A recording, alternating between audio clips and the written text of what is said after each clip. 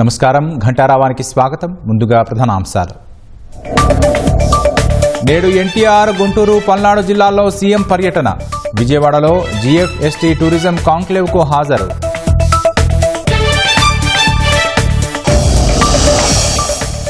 Visakha steel ప్లాంట్లో ఆపరేషన్లోకి 3వ blast furnace నేడు ప్రారంభించనున్న కేంద్ర మంత్రి శ్రీనివాస వర్మ.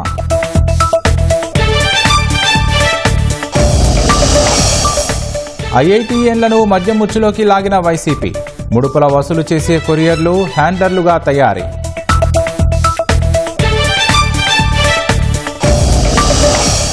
కడప జిల్లా బైనపల్లిలో వైసీపీ నేత అక్రమ కట్టడాల కూల్చివేత. పార్టీ శ్రేణుల అడ్డగింతతో అర్ధరాత్రి హైడ్రామా.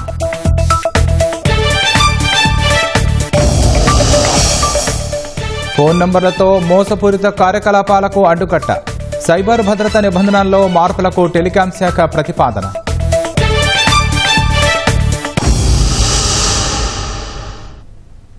సీఎం చంద్రబాబు నేడు ఎన్టీఆర్ గుంటూరు పల్నాడు జిల్లాలో పర్యటించనున్నారు.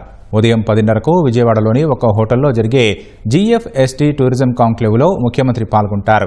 అనంతరం గుంటూరులో ఏపీ పోలీస్ హ్యాకథాన్ 2025 కార్యక్రమానికి హాజరవుతారు.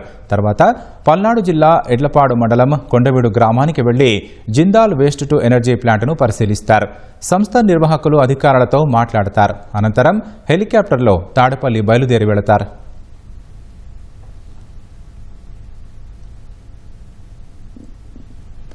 విశాఖ స్టీల్ ప్లాంట్లో 3వ బ్లాస్ట్ ఫర్నేస్ ను నేడు ప్రారంభించనున్నట్లు కేంద్ర మంత్రి భూపతి రాజు శ్రీనివాస వర్మ తెలిపారు. మొత్తం 3 2 బ్లాస్ట్ ఫర్నేస్లు ఆపరేషన్లో ఉన్నాయని ఆయన చెప్పారు. 3వ బ్లాస్ట్ ఫర్నేస్ తో పూర్తి ఉత్పత్తి సామర్థ్యానికి స్టీల్ ప్లాంట్ చేరుకుంటుందని అన్నారు. ఇదంతా ప్రధాని నరేంద్ర మోదీ ఇచ్చిన ప్రత్యేక ప్యాకేజీ వల్లే సాధ్యమైందని శ్రీనివాస వర్మ గుర్తు చేశారు.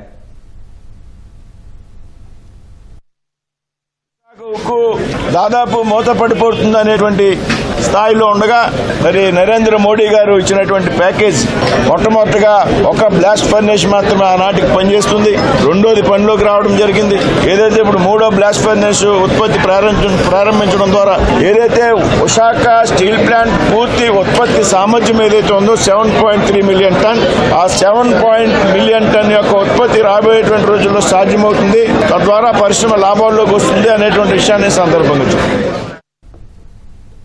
పోలవరం బనకచెర్లపై 10 రోజుల్లోపు తెలుగు రాష్ట్రాలతో సమావేశం కాబోతున్నట్లు కేంద్ర జలశక్తి మంత్రి సిఆర్ పాటిల్ వెల్లడించారు. 11 సంవత్సరాల ఎన్డీఏ పాలనలో జలశక్తి శాఖ సాధించిన విజయాలపై గురువారం ఢిల్లీలో ఆయన మీడియా సమావేశం నిర్వహించారు. ఈ సందర్భంగా తెలుగు రాష్ట్రాల మధ్య నెలకొన్న జల వివాదంపై కేంద్ర మంత్రి స్పందించారు.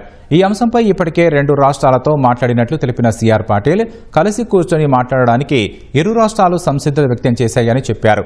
అందులో భాగంగానే 2 రాష్ట్రాలతో సమావేశం కానున్నట్లు తెలిపారు. तेलंगाना और आंध्र प्रदेश का भी प्रॉब्लम चल रहा था. हम लोगों ने उन दोनों के साथ बात की है और हम 8-10 दिन के अंदर उनके साथ भी मीटिंग करने वाले हैं. दोनों बैठकर बात करने के लिए तैयार है. ये मानसिकता भी बनी है. तो सबको बिठाना तो पड़ेगा क्योंकि पानी एक बड़ा पॉलिटिकल इश्यू भी होता है. इसके लिए हर स्टेट को भी अपना निर्णय करने में थोड़ा टाइम भी लगता है, थोड़ी हिचकिचाहट भी होती है, मगर फिर भी रास्ता निकल रहा है. వైసీపీ మద్యం ముఠా వేసిన ఉచ్చులో అనేక మంది ఉన్నత విద్యావంతులైన యువకులు చిక్కుకున్న సంగతి వెలుగులోకి వచ్చింది.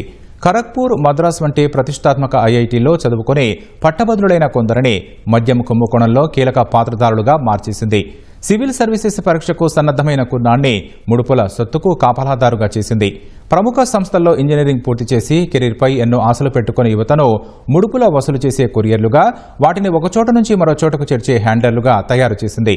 మొత్తంగా ఎంతో మంది యువకులు వైసీపీ మద్యం ముఠా చేతుల్లో కీలుబొమ్మలయ్యారు.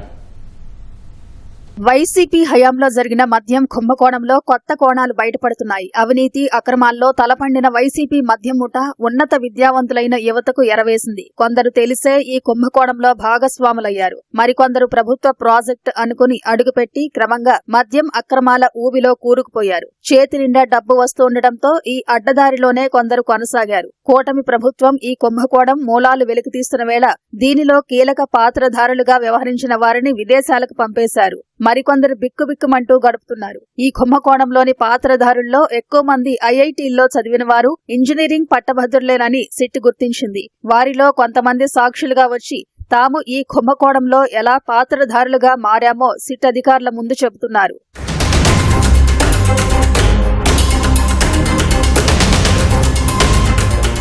మద్యం కుంభకోణంలో ప్రధాన నిందితుడు రాజ్ కేసిరెడ్డి నాటి సీఎం జగన్ కు అత్యంత సన్నిహితుడైనందునే ప్రభుత్వ ఐటీ సలహాదారు పదవి కట్టబెట్టారు. అదే అదునుగా అతడు అనేక మంది ఉన్నత విద్యావంతుల్ని, ఇంజనీరింగ్ పట్టాదారులను ఉచ్చులోకి దింపారు. ప్రభుత్వ ప్రాజెక్టులు ఇప్పిస్తానని, కీలక స్థానాల్లో నియమిస్తానని ప్రలోభపెట్టారు. నమ్మిన పాపానికి నిలువునా ముంచేశారు. ఈ కేసులో A9 గా ఉన్న తూకేకుల ఈశ్వర్ కిరణ్ కుమార్ రెడ్డిని ముందు పెట్టుకుని అనేక మందిని ఈ ఊబిలోకి దింపారు. అతడు ఓ హెడ్ కానిస్టేబుల్ కుమారుడు కాగా ఐఐటి ఖరగ్పూర్ లో చదువుకున్నాడు. 2015లో డీకార్ట్ లాజిస్టిక్స్ ప్రైవేట్ లిమిటెడ్ సంస్థను స్థాపించాడు. ఫ్లిప్కార్ట్ సరుకుల డెలివరీ బాధ్యతల్ని ఆ సంస్థ తరపున నిర్వహించేవాడు.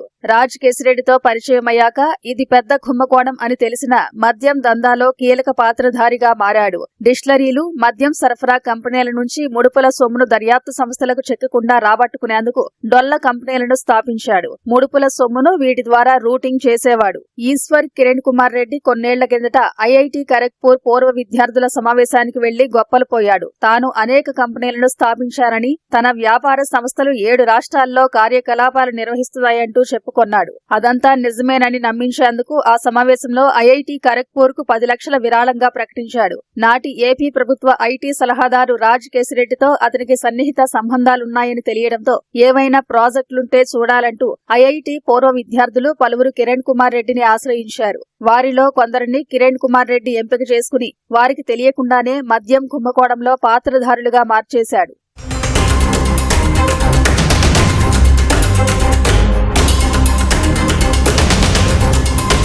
డాక్టర్ బిఆర్ అంబేద్కర్ కోనసీమ జిల్లా రామచంద్రపురానికి చెందిన కట్టా ప్రణోయ్ ప్రకాష్ అనే యువకుడు ప్రతిష్టాత్మక మద్రాస్ ఐఐటిలో ఏరోస్పేస్ ఇంజనీరింగ్ పట్టా పొందారు. 3 ఏళ్లు హైదరాబాద్ లో సివిల్ సర్వీసెస్ పరీక్షలకు సన్నద్దమయ్యారు. ఆయన తండ్రి ఇథియోపియా దేశంలోని పలు విశ్వవిద్యాలయాల్లో మార్కెటింగ్ అండ్ ఫైనాన్సింగ్ ప్రొఫెసర్ గా పనిచేశారు. ఈశ్వర్ కిరణ్ కుమార్ రెడ్డి, ప్రణోయ్ ప్రకాష్ నెల్లూరులో ఇంటర్ కలిసి చదువుకున్నారు. ఆ చనువుతో రాజ్ కేసిరెడ్డికి చెప్పి ఏపీ ప్రభుత్వంలో తనకు ఏదైనా ఉద్యోగం ఇప్పించాలని తన స్నేహితుడిని కోరారు. దీంతో కిరణ్ ప్రణోయ్ ని మద్యం రొచ్చులోకి దించాడు. ముడుపులు చెల్లించే కంపెనీల బ్రాండ్లే ప్రభుత్వ మద్యం దుకాణాల్లో విక్రయించేలా చూసే ఫీల్డ్ మానిటరింగ్ ప్రాజెక్టు బాధ్యతల్ని ప్రణోయ్ కి అప్పగించాడు. మద్యం డిస్టిలరీలు, సరఫరా కంపెనీల నుంచి వసూలు చేసిన ముడుపుల సొమ్ములో కొంత మొత్తాల్ని నిల్వ పెట్టడానికి తాడేపల్లి ప్యాలెస్ సమీపంలో ఓ ప్లాట్ ను వైసీపీ మద్యం ముఠా ప్రణోయ్ ప్రకాష్ తో అద్దెకు తీయించింది. 100 కోట్ల నోట్ల కట్టల్ని అట్టపెట్టెల్లో తెచ్చి అక్కడ నిల్వ చేసేది. ఆ సొమ్ముకు ప్రణోయ్ కాపలాగా ఉండేవారు. ఎన్నికలకు 6 నెలల ముందు నుంచి ఆ డబ్బును రాజ్ కేసిరెడ్డి, చెవిరెడ్డి భాస్కర్ రెడ్డి చెప్పిన వారికి అందజేసేవారు. మద్యం కుంభకోణం దర్యాప్తు వేగవంతమవడంతో దుబాయ్ పారిపోయిన ప్రణోయ్ ఇటీవల స్వదేశానికి తిరిగొచ్చి ఈ విషయాలన్నీ సిట్ అధికారులకు చెప్పారు. న్యాయాధికారి ఎదుట వాంగ్మూలం ఇచ్చారు. ఐఐటి నుంచి ఇంజనీరింగ్ పూర్తి చేసిన సైమన్ ప్రసన్ కు మంచి కెరీర్ చూపిస్తామని ఆశపెట్టి కిరణ్ కుమార్ రెడ్డి, రాజ్ కేసిరెడ్డిలో ఈ కుంభకోణంలోకి దించారు. సైమన్ ప్రసన్ తొలుత మద్యం డిస్టిలరీలు, సరఫరా కంపెనీల నుంచి ముడుపులు వసూళ్ల బాధ్యతలు చూసేవాడు. తర్వాత రాజ్ కేసిరెడ్డి సూచనలతో ఆ డబ్బును చేర్చాల్సిన చోటకు చేర్చేవాడు. గత సార్వత్రిక ఎన్నికలకు ముందు అనేక సార్లు చెవిరెడ్డి భాస్కర్ రెడ్డి అనుచరులకు ముడుపుల సొమ్ము అందజేయడంలో కీలకంగా వ్యవహరించాడు. సైమన్ ఇప్పుడు పరారీలోనే ఉన్నాడు. సికింద్రాబాద్ కు చెందిన పురుషోత్తం వరుణ్ కుమార్ ఇంజనీరింగ్ చదివి ఉద్యోగ అన్వేషణలో ఉండగా రాజ్ కేసిరెడ్డి బృందం అతన్ని ఈ రొచ్చులోకి దించింది. మద్యం కుంభకోణంలో కీలక పాత్రధారిగా మార్చేసింది. లీలా డిస్టిలరీస్ అనే సంస్థను తన గుప్పిట్లో పెట్టుకున్న రాజ్ కేసిరెడ్డి ఆ సంస్థకు ఏపీ ఇన్ఛార్జిగా పురుషోత్తం వరుణ్ కుమార్ ను నియమించారు.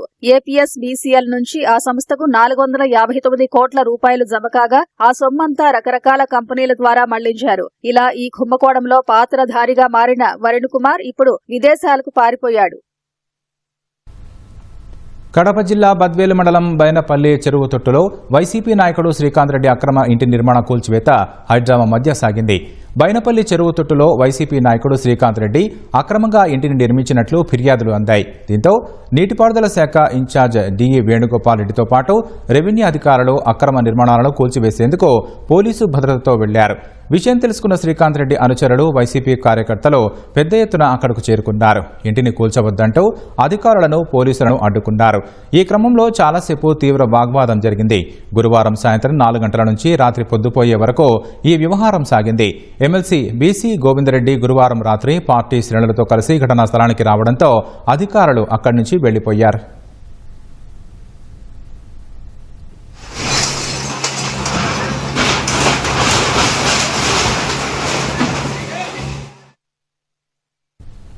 మానవ హక్కుల కోసం జరిగిన చారిత్రాత్మక పోరాటానికి గుర్తు మొహర్రం అని సీఎం చంద్రబాబు అన్నారు. ప్రవక్త మనవడు ఇమామ్ హుస్సేన్ను శత్రువులు బలిగొన్న రోజు ఇదేనని ట్వీట్ చేశారు. మొహర్రం ఆరంభం రోజుతో ఇస్లాం కొత్త సంవత్సరం ప్రారంభమవుతుందన్న ముఖ్యమంత్రి సంప్రదాయాలకు అనుగుణంగా మొహర్రం జరుపుకోవాలని కోరుకుంటున్నట్లు పేర్కొన్నారు. ఇస్లామిక్ క్యాలెండర్లోని మొహర్రం ముస్లింలకు ఎంతో పవిత్రమైనదని మంత్రి లోకేష్ తెలిపారు. త్యాగం, భక్తి, విశ్వాసానికి ప్రతీకగా మొహర్రం నిలుస్తుందంటూ ఆయన ట్వీట్ చేశారు. రాష్ట్ర వ్యాప్తంగా ఉన్న 1,85,00,000 మేకలు, గొర్రెలకు 4,62,00,000 రూపాయల విలువైన నట్టల నివారణ మందును సరఫరా చేస్తున్నట్లు మంత్రి అచ్చెన్నాయుడు తెలిపారు.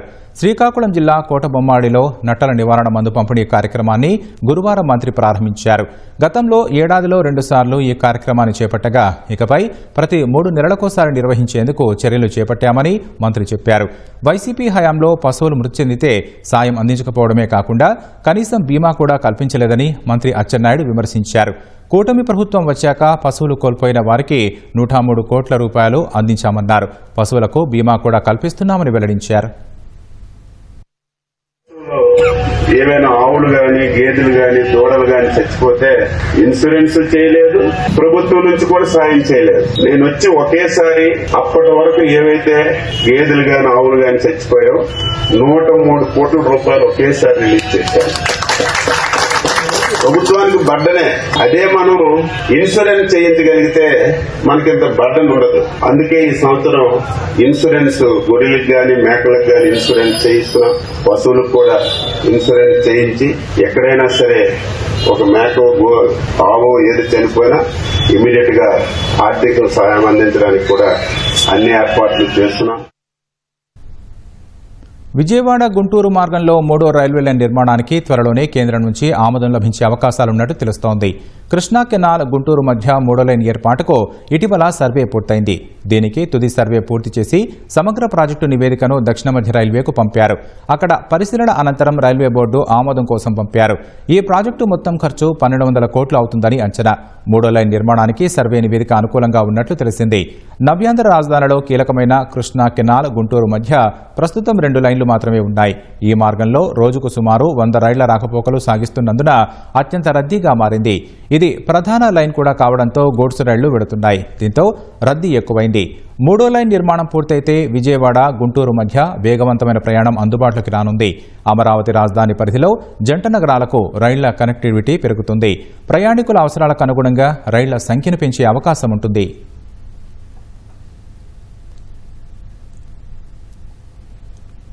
పరామర్శలు, పర్యటనల పేరుతో రాష్ట్రంలో అశాంతికి జగన్ కారణమవుతున్నారని శ్రీ సత్యసాయి జిల్లా మడకశిర ఎమ్మెల్యే ఎంఎస్ రాజు విమర్శించారు. పుష్ప 2 సినిమా విడుదల వేళ హైదరాబాద్లో తొక్కిసలాట ఘటనలో హీరో అల్లు అర్జున్ను అరెస్టు చేసినప్పుడు ఓ వ్యక్తి మరణానికి కారణమైన జగన్ను ఎందుకు అరెస్టు చేయకూడదో చెప్పాలన్నారు. చూడ్డానికి అల్లు అర్జున్ థియేటర్కి వెళ్ళాడు. థియేటర్ ముందు తొక్కిసలాట జరిగింది. అల్లు అర్జున్ ఎందుకు అరెస్ట్ చేశారు? ఇప్పుడు నిన్నెందుకు అరెస్ట్ చేయకూడదు? నీకు అక్కడ ర్యాలీ చేసుకోవడానికి పర్మిషన్ ఉందా? నువ్వు నడి రోడ్డు మీద కారు ఆపి అభివాదం చేయడానికి నీకు పర్మిషన్ ఉందా? నువ్వు వెళ్తున్న మీటింగ్ ఎక్కడ? నీ ఇల్లు ఎక్కడ? నువ్వు ఏ రోడ్డు మీద ఆగి అతని మరణానికి కారణమయ్యావు? ఇక్కడ యాక్సిడెంట్ జరిగిన విషయం నీకు తెలుసు. ఒక మనిషి ప్రాణాపాయ స్థితిలో ఉన్నాడని తెలుసు, చనిపోయాడని తెలుసు. అరగంట మాట్లాడే నువ్వు సత్తెనపల్లిలో కనీసం ఆ కుటుంబానికి సానుభూతి తెలియజేసావా? నిన్ను చూడడం కోసం వచ్చి నీ కారు కింద పడి చనిపోతే కనీసం 2 నిమిషాలు మౌనం పాటించే సమయం కూడా లేని నువ్వు రేపు మళ్ళీ అధికారంలోకి వస్తామని కలలు కంటూ. శ్రీ సత్యసాయి జిల్లా హిందూపురం మండలం కీరికెర పంచాయతీ పరిధిలోని వెంకటాద్రి లేఅవుట్లో నివాసంటున్న నిత్యానందరెడ్డి ఇంట్లో భారీ దోపిడీ జరిగింది. రాత్రి 9 గంటలకు భోజనం చేస్తుండగా కారులో వచ్చిన 4 దుండగులు వచ్చి ఇంట్లోకి చొరబడ్డారు. మరో వ్యక్తి కారులోనే ఉన్నట్లు బాధితులు చెబుతున్నారు. ఇంట్లోకి వచ్చిన వెంటనే మెడపై కత్తి పెట్టి తుపాకీ చూపించి మెడపై ఉన్న బంగారాన్ని లాక్కున్నారు. అనంతరం నిత్యానందరెడ్డి చేతులు కట్టేసి పూజ గదిలోకి వెళ్లి తాళం వేసి వెళ్లారు. అతని భార్యను మరో గదిలో బంధించారు. నిత్యానందరెడ్డి తల్లిదండ్రులైన నరసారెడ్డి, లక్ష్మీదేవమ్మ చిన్నపిల్లలు ఉండగా వారిని గదిలో కూర్చోమని చెప్పారు. బీరువాలో ఉన్న బంగారు నగలను ఎత్తుకెళ్లారు. విషయాన్ని పోలీసులకు చెబితే మళ్లీ వచ్చి మీ కుమారుని చంపేస్తామని హెచ్చరించినట్లు బాధితులు చెబుతున్నారు. పోలీసులకు సమాచారం ఇవ్వడంతో డీఎస్పీ మహేష్, సీఐ ఆంజనేయులు సహా సిబ్బంది సంఘటనా స్థలానికి వచ్చి తనిఖీ చేశారు. సీసీ ఫుటేజ్ పరిశీలించారు. వచ్చిన వారందరూ హిందీలో మాట్లాడారని బాధితులు చెబుతున్నారు. సుమారు 12 తులాల బంగారు నగలు ఎత్తుకెళ్లినట్లు బాధితులు పోలీసులకు ఫిర్యాదు చేశారు. ఫస్ట్ నా చైన్, మా అమ్మది, నా భార్యది తీసుకొని లోపలన్నీ పీకేసి మొత్తం అంతా లాక్ చేసుకొని వెళ్ళిపోయారు సార్. వాళ్ళతో బంధు ఇవి పిస్తూళ్ళు ఉండే, శాకులు ఉండే, మమ్మల్ని ట్యాగ్లు వేసి లోపలేసి పెట్టేసేసి మమ్మల్ని తలకు ఒక వేరు కొట్టి ఊరికైపోతుంది అంతే సార్. పోలీసు వాళ్ళకి చెప్పొద్దని చెప్తే మళ్ళీ రేపు వచ్చి కావాలంటే మీ పిల్లోడు ఉన్నాడు కడి చేస్తామని చెప్పారు సార్. ఎందుకు వచ్చినామో ఏం చెప్పారు? అదే సార్, ఎవరినో చంపేదానికి వచ్చినారంట వాళ్ళు, రాంగ్ అడ్రస్కి వచ్చినామని చెప్పినారు. తెలుగు వస్తుందా వాళ్ళకి? తెలుగు రాదు సార్, హిందీనే. ఎంతమంది? 4. రాజధాని అమరావతిని విజయవాడ సహా జాతీయ రహదారి 16కు అనుసంధానించే కీలకమైన రోడ్డు నిర్మాణానికి ప్రభుత్వం నిధులు మంజూరు చేసింది. కరకట్ట మార్గానికి సమీపంలో సమాంతరంగా విజయవాడ వైపు వెళ్లే ఈ3 రోడ్డు 3వ ఫేజ్ నిర్మాణం విస్తరణ కోసం 682 కోట్ల 99 లక్షల రూపాయలు కేటాయించింది. ఈ నిధులకు పరిపాలన అనుమతి ఇస్తూ ఉత్తర్వులు జారీ చేసింది. రాజధానిలో ప్రస్తుతం ఉన్న సిఆర్డీఏ రోడ్డు నుంచి ప్రారంభమై విజయవాడ సమీపంలో జాతీయ రహదారి 16ను కలిపేలా 6 వరుసల రహదారిని నిర్మించనున్నట్లు ప్రభుత్వం తెలిపింది. వంతెనలు, అండర్ పాస్లు, 6 లేన్ల ఎలివేటెడ్ కారిడార్ నిర్మిస్తూ జాతీయ రహదారి 16కు ఈ3 రోడ్డు అనుసంధానించేలా ఇంటర్చేంజ్ పనులు పూర్తి చేయాలని స్పష్టం చేసింది. ఈ మేరకు తగిన చర్యలు తీసుకోవాలని Amaravati development corporation chairperson and ఎండీని ఆదేశిస్తూ పురపాలక పట్టణాభివృద్ధి శాఖ ముఖ్య కార్యదర్శి ఎస్ సురేష్ కుమార్ ఉత్తర్వులు జారీ చేశారు.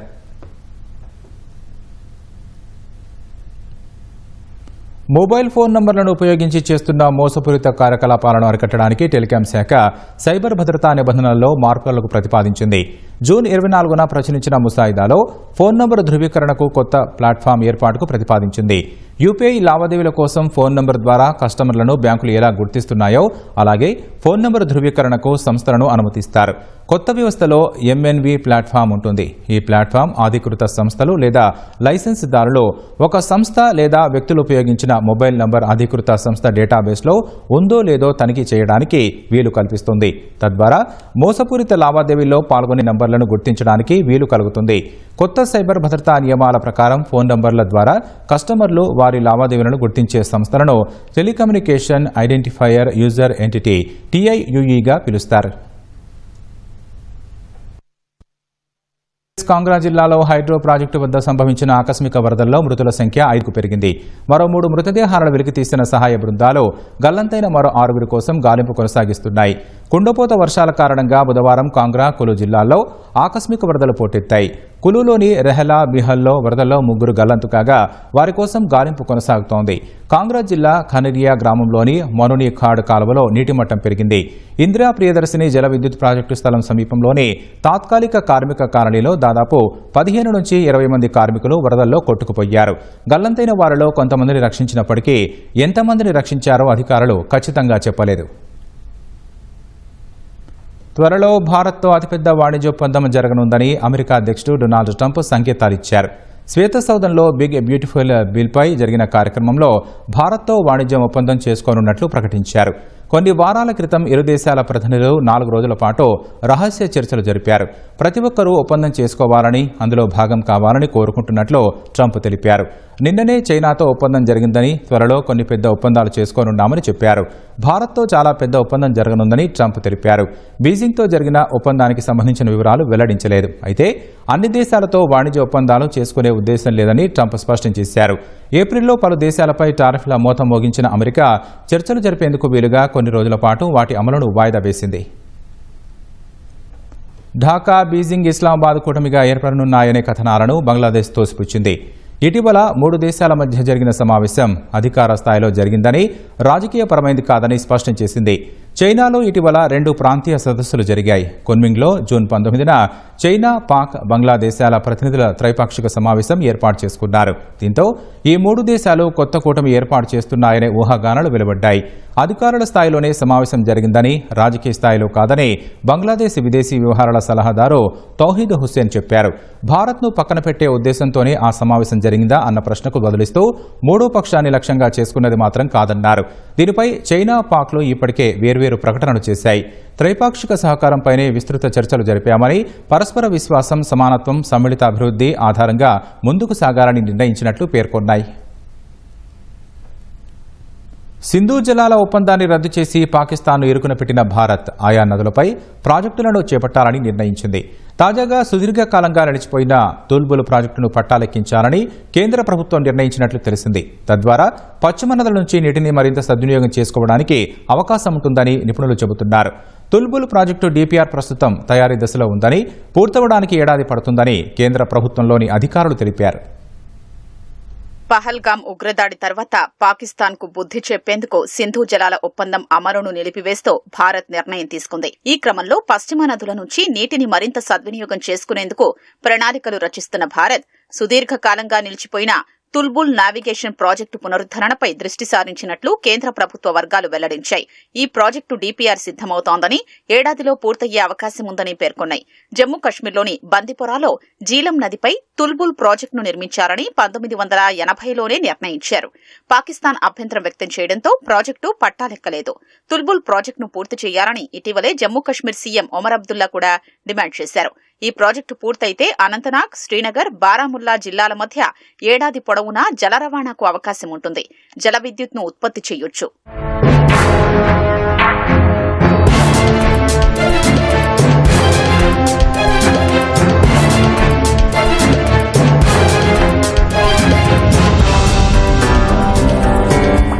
వానాకాలంలో పశ్చిమ నదులు ఉప్పొంగినా నీటిని నిల్వ చేసుకునే సామర్థ్యం లేకపోవడం భారత్కు ప్రధాన సమస్యగా మారింది. పశ్చిమ నదులు ఉప్పొంగితే నీరంతా దిగువన ఉన్న పాకిస్తాన్కు వెళుతుందని ఓ అధికారి తెలిపారు.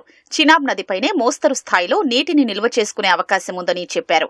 24 నుంచి 48 గంటలకు మించి నీటిని నిల్వ చేసుకునే అవకాశం లేకపోవడంతో గతంలో డ్యాంల నుంచి పూడికతీతను చేపట్టామని వెల్లడించారు.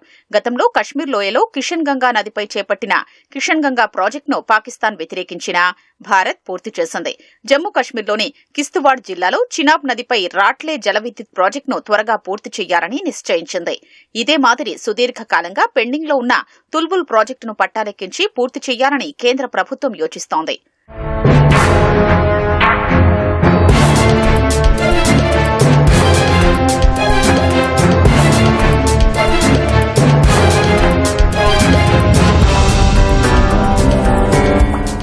సింధు జలాల ఒప్పందం ప్రకారం తూర్పు నదులైన రవి, బియాస్, సట్లెజ్ నదులపై భారత్కు హక్కులున్నాయి.